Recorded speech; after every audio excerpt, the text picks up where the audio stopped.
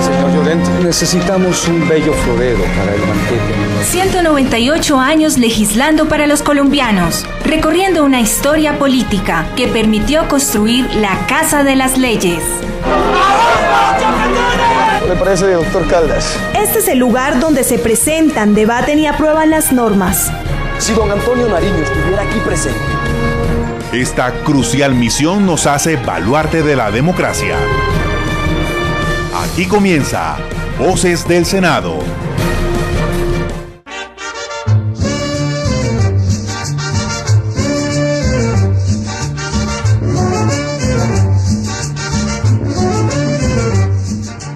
Primer fin de semana del mes de abril, muchos colombianos ya se preparan para celebrar la Semana Santa, visitar las diferentes ciudades de este hermoso territorio colombiano.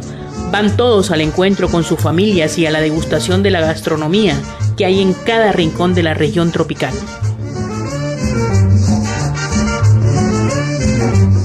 Así es, Luz Helena. Además, Colombia se prepara para honrar los más de 8 millones de víctimas de un conflicto que por 50 años mantuvo una sombra en la paz del país, el Día de las Víctimas. Y desde el Capitolio Nacional, esta conmemoración tendrá una atención especial. Pero igualmente, recordamos el Bogotazo, el Día de la Tierra, el Día del Idioma, el Día Internacional del Niño y la Feria Internacional del Libro. Es decir, Luz Helena, que en abril, celebraciones por mil.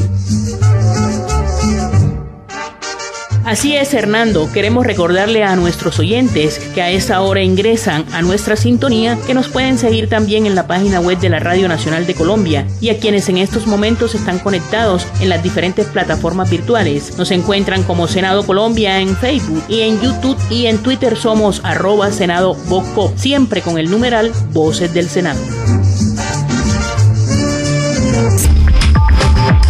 Voces del Senado. Iniciativa de la Mesa Directiva del Senado encabezada por el presidente de la corporación, Ernesto Macías Tovar. Primer vicepresidente, Eduardo Pulgar. Segunda vicepresidenta, Angélica Lozano Correa. El secretario general, Gregorio Elhash Pacheco. Y la directora administrativa, Astrid Salamanca Rajín.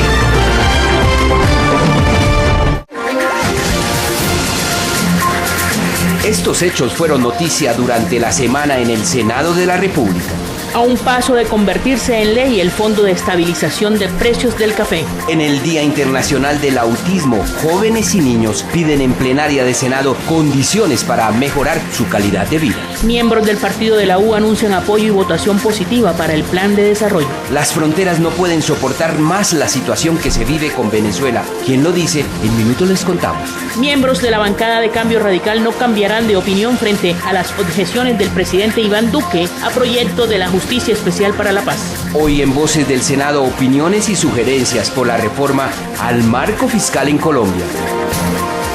Excelente noticia reciben por estos días los cafeteros del país, ya que el Fondo de Estabilización de Precios del Café está a punto de ser una realidad. A último debate en plenaria de Cámara pasó el proyecto de ley que busca el equilibrio en el precio y la sostenibilidad de la caficultura. Ampliación en la voz de la periodista Estefanía Lozano Bamón. Contribuir a la estabilización de los ingresos de los productores de café y protegerlos de los precios bajos con su estructura, finalidades, funciones y recursos para su capitalización y financiamiento es el objeto del proyecto de ley que fue aprobado en la plenaria de Cámara. Así lo expresó el presidente del Senado, Ernesto Macías. Sí, esta lucha que hemos venido dando de años atrás va terminando o va buscando el feliz término. Ya la Comisión Tercera de la Cámara le acaba de dar debate correspondiente, le queda solamente un debate para la plenaria de Cámara, que esperamos sea muy pronto y poderle anunciar a los cafeteros colombianos que ya tienen la ley que crea Fondo de Estabilización de Precios del Café. Estamos muy contentos más en la coyuntura que tenemos cuando los precios del café tienen dificultades. La iniciativa, cuya autoría es del actual presidente del Senado, Ernesto Macías, del Partido Centro Democrático, responde a las necesidades del ejercicio de la caficultura en el país, si se tiene en cuenta que es una actividad en la que predominan los pequeños productores, siendo un 95,8% de los caficultores los que desarrollan su actividad en los latifundios de 5 hectáreas o menos. Es decir, que de los más de 578,000 predios cafeteros, 554,587 café son de los pequeños productores, representando el 73% del total del área cultivada en el país. Sí, esto lo hemos consensuado, el gobierno nacional lo está apoyando plenamente.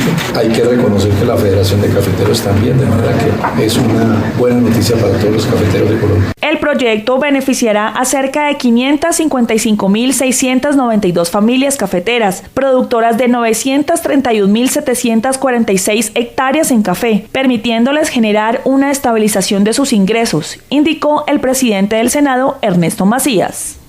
Voces del Senado.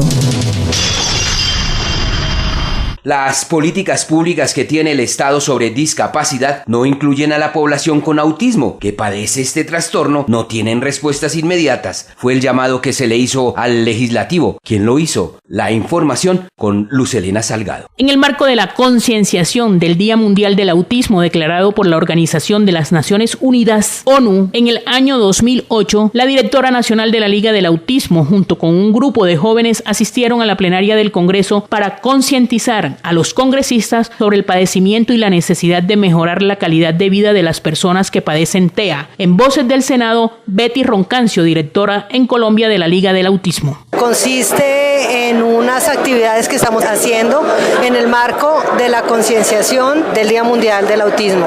Es declarado por la ONU en el 2007. Creemos que acá en el Congreso de la República, en este recinto, se debe conocer las necesidades que tiene este colectivo, que deben reconocerse como sujetos de derecho, que se deben ver, por supuesto, que tienen debilidades, pero también hay que ver de sus fortalezas, y es necesario que las políticas públicas que hay para discapacidad den respuesta a la población con autismo, porque en la actualidad se quedan muy cortas. En Colombia, ¿cuántas personas con esta discapacidad existen? Bueno, una pregunta bien importante. El autismo es una condición de vida que acompaña a la persona durante su ciclo vital, y en Colombia no tenemos estadísticas. Hay una prevalencia mundial que habla de 1 entre 160 personas por esta estadística la da la Organización Mundial de la Salud. Vemos que estas personas desarrollan mucha capacidad mental retroactiva. Ellos te presentas hoy con ellos y de pronto dentro de 20 años vas y vuelves y te reconoce la persona nuevamente. Claro, por ejemplo, ellos difícilmente olvidan una persona, olvidan una cara. El hecho de que algunas personas no verbalicen, no quiere decir, por ejemplo, que no se comuniquen.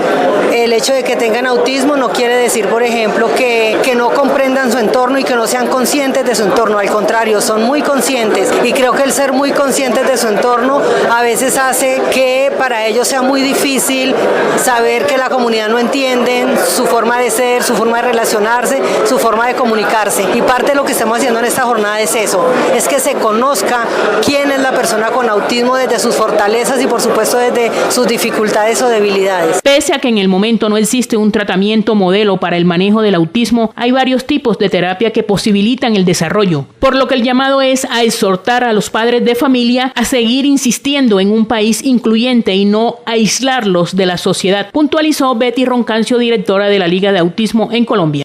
Yo les digo a las familias que sus hijos son sujetos de derecho, que sus hijos, el autismo es un diagnóstico más no un pronóstico, que tienen derecho a una vida digna, que tienen derecho a estar incluidos en la sociedad, y que nosotros como familia somos quienes trabajemos para luchar por un país incluyente, para que cuando nosotros no estemos no terminen ellos en una internación o una clínica de salud mental. La plenaria del Senado del día martes se declaró en sesión informal para recibir a los niños y jóvenes autistas en el recinto del Congreso, los mismos que piden respeto a sus derechos fundamentales. Voces del Senado.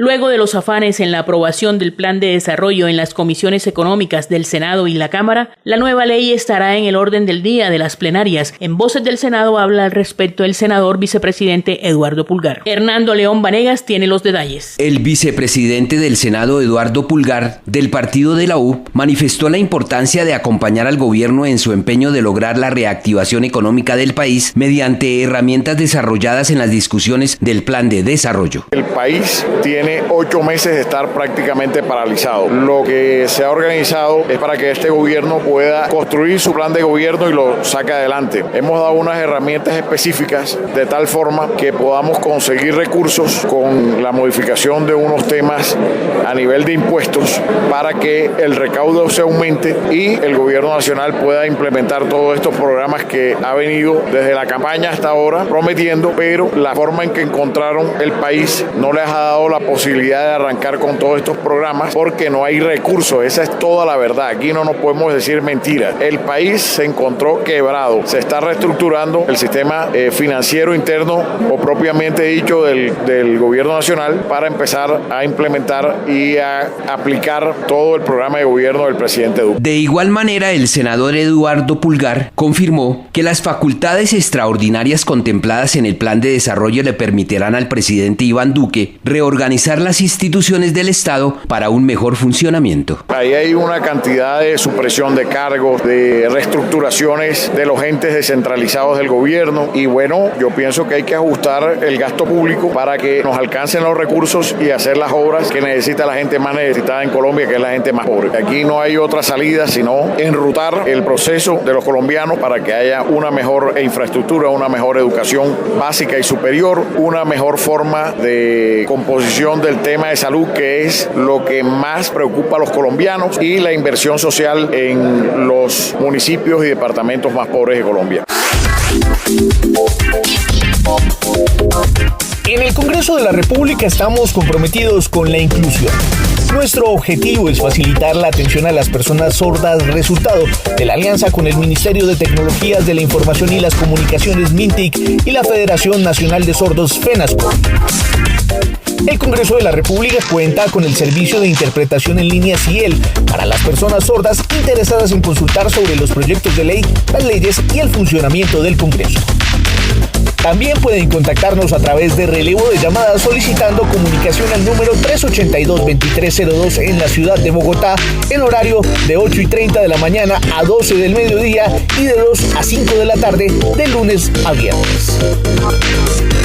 Aquí estamos construyendo un país sin barreras de comunicación. Cúcuta y las demás fronteras que limitan con el vecino país de Venezuela son una bomba de tiempo que urge políticas de Estado. Así lo expresó el senador norte santandereano Andrés Cristo. Luz Helena Salgado con más información. Un enérgico llamado hizo el senador liberal Andrés Cristo al Ejecutivo por no contar con una política migratoria de emergencia que permita definir cifras y estadísticas concretas para que el gobierno de una vez por todas defina económicamente cuánto le cuesta al Estado atender a los refugiados venezolanos. Bueno, esto siempre lo hemos tenido claro. Colombia nunca ha estado preparado para unas condiciones migratorias como las que se están dando en este momento con Venezuela. En cuanto al número, todavía tengo mis dudas. Siempre hay muchos colombianos que tenían nacionalidad venezolana y se están devolviendo también a Colombia. La frontera está sufriendo el mayor golpe. Pero todo esto, en cuanto a salud, en cuanto a educación, en cuanto a la misma regla fiscal que lo está diciendo el mismo ministro Carrasquilla, de que no estábamos preparados para este gasto, pues habrá que revisarlo, tendremos que llamar al debate, pero también tendrá que tomar una decisión el presidente frente a la condición que se está dando en la frontera, frente a la apertura de fronteras, porque está dejando en desempleo, está dejando en condiciones obviamente de precariedad la prestación de algunos servicios básicos para la población colombiana, toda esta situación política que se les está saliendo de las manos. Lo acabamos de decir, Venezuela finalmente es un vecino geopolítico, es el más importante, a pesar de que tenga un gobierno tan frágil y obviamente tan malo como el del señor Nicolás Maduro. Así que tendrá que tomar decisiones el presidente Duque, tendrá obviamente que definir, porque hoy está la crisis en el Cauca, mañana no le extraña a usted que la crisis venga en la frontera, y estamos hablando de departamentos de Arauca, norte de Santander, Guajira y el Cesar.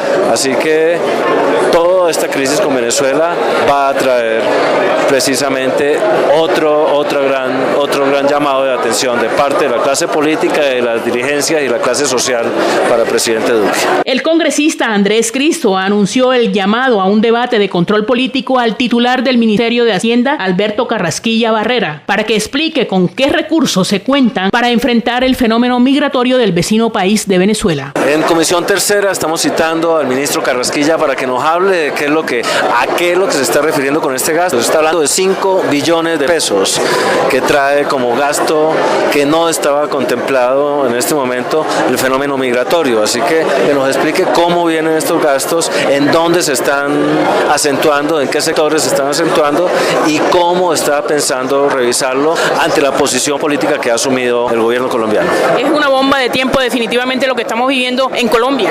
Ni siquiera una bomba de tiempo, es una granada que está por llegar precisamente al último segundo antes de explotar. Ante la crisis que atraviesa el pueblo venezolano por la falta de energía, alimentos, medicina y la devaluada moneda llamada Bolívar, los habitantes del vecino país huyen a Colombia en busca de sus necesidades básicas insatisfechas, puntualizó el congresista Cristo. Voces del Senado. En diálogo con el senador Richard Aguilar del partido Cambio Radical con respecto al Plan Nacional de Desarrollo, aseguró que son varias las inconsistencias que hasta el momento han sido aprobadas sin conocimiento previo en la ruta económica de los próximos 4 años. ¿Qué más dijo? Los detalles los tiene Estefanía Lozano Bamón. De acuerdo con el senador Aguilar, son varias las falencias que pasaron en el Plan Nacional de Desarrollo. Abro comillas, ya que este debió estudiarse más antes de ser aprobado en primer y tercer debate. Cierro comillas. Bueno, yo veo que este impasse del Plan Nacional de Desarrollo nos debe llevar a reflexionar y a tomar los correctivos para este segundo debate. Yo creo que lo primero que hay que tener en cuenta es que la ponencia tiene que estar 8 días antes de vencerse el plazo para aprobar.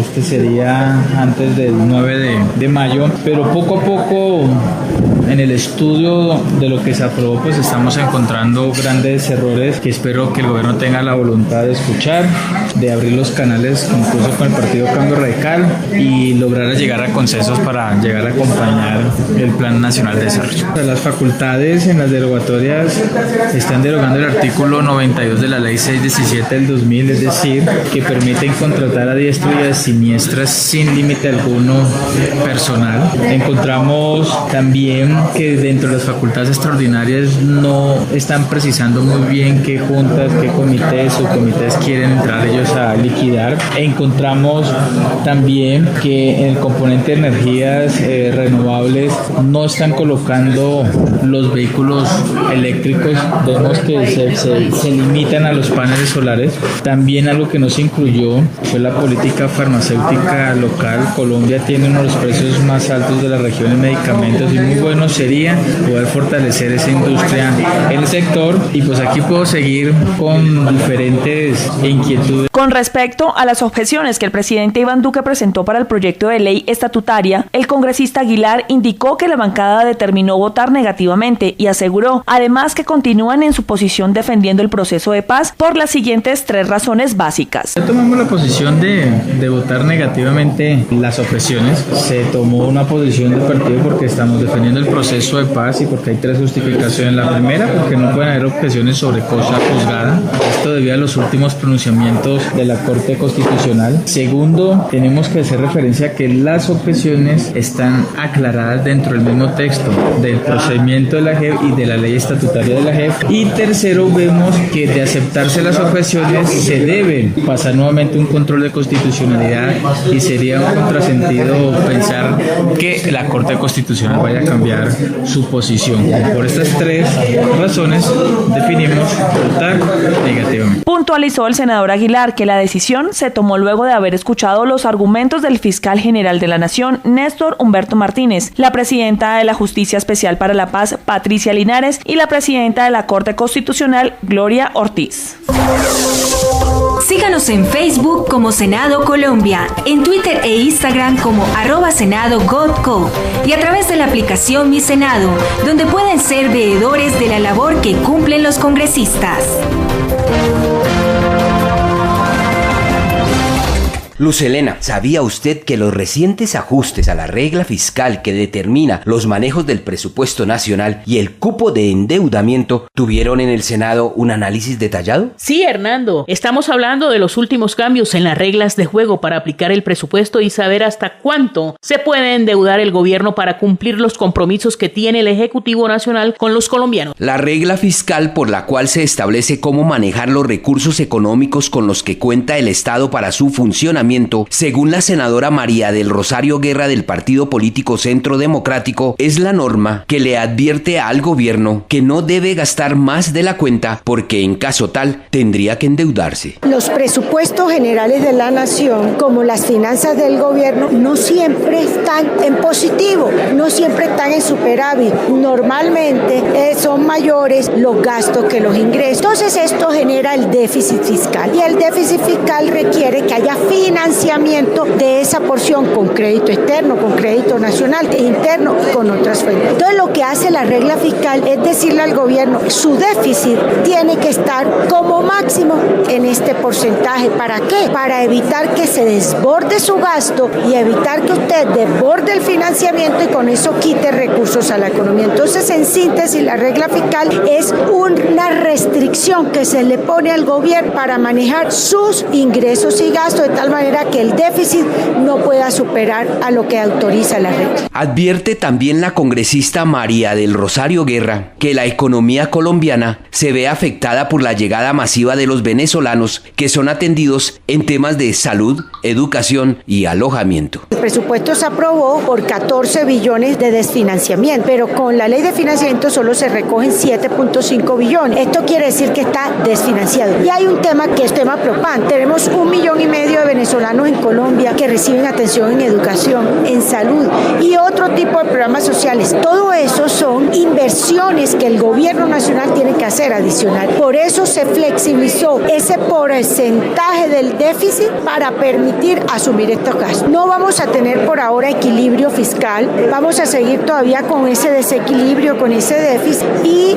hay una senda de cómo ir logrando. Por ejemplo, la meta era 2.7, pero se sabe que no se va a lograr los 2.7, entonces está planteado 3.1, pero eso es el tema y por eso se estudian las razones, los argumentos, siempre para ponerle al gobierno un freno en sus gastos y ponerle al gobierno una responsabilidad de manejar muy bien la finanza pública. De acuerdo con la opinión del senador Wilson Arias del partido político Polo Democrático, la regla fiscal de la que tanto se habla por esta época, como consecuencia del ajuste económico que plantea el gobierno desde el Congreso, debe ser reconsiderado, evitando políticamente favorecimientos para algunos sectores del componente financiero en Colombia.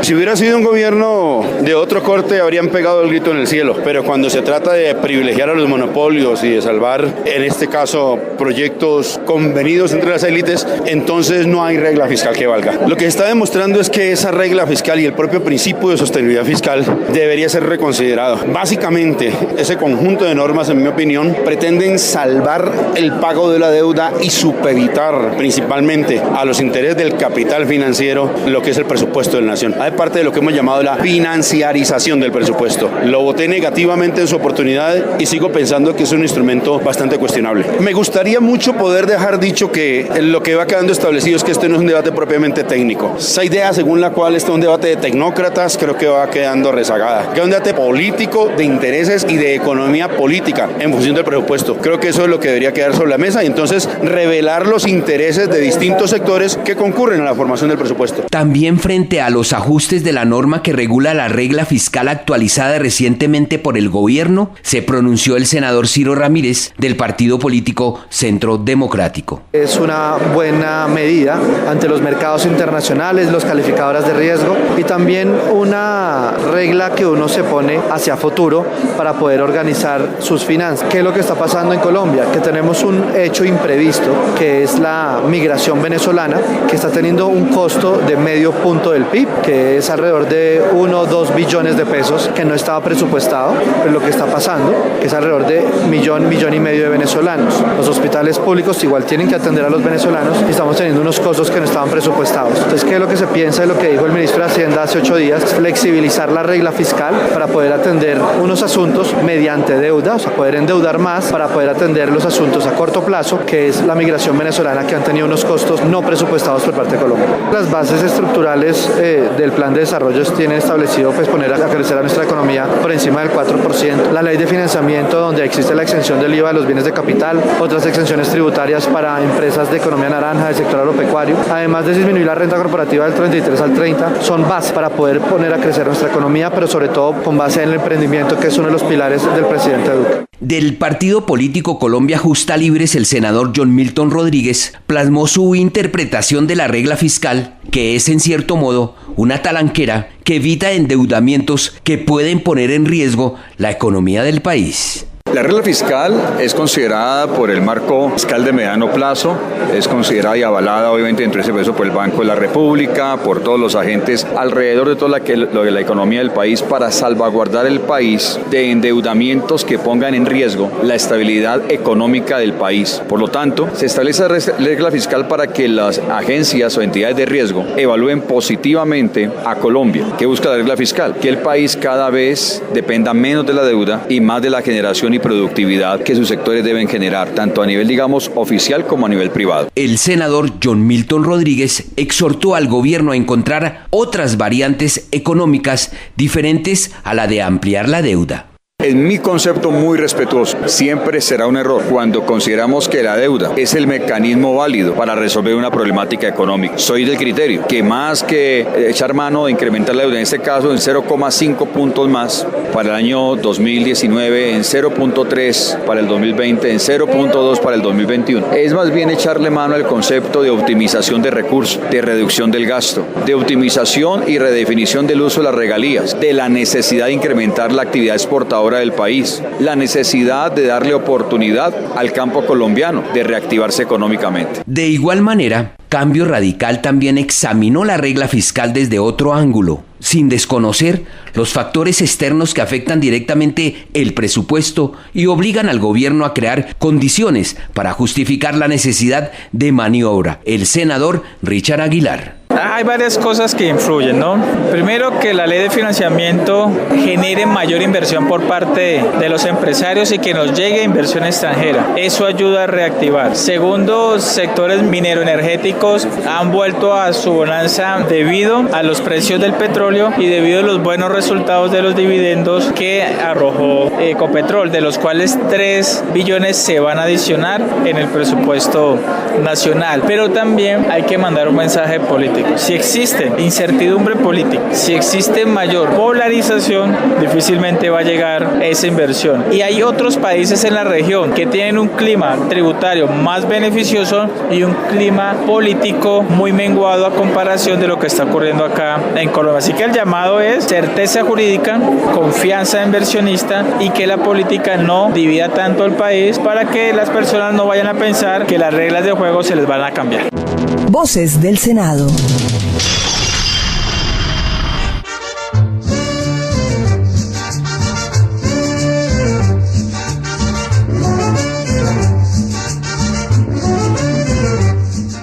Finalizamos la emisión del día de hoy. La invitación a descargar la aplicación Mi Senado, una herramienta tecnológica al servicio de los ciudadanos que podrán usar para manifestar su opinión, su voto y seguir la actuación de los senadores. Recuerden, si tienen alguna duda, sugerencia, queja, reclamo o comentario sobre los temas legislativos, nos pueden escribir al correo electrónico vocesdelsenado@senado.gov.co.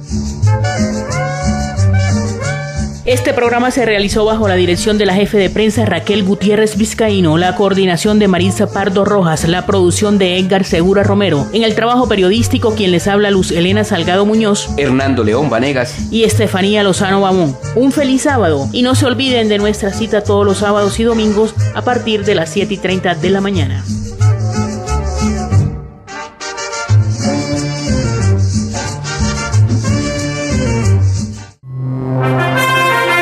Voces del Senado. Programa programa institucional del Senado de la República de Colombia.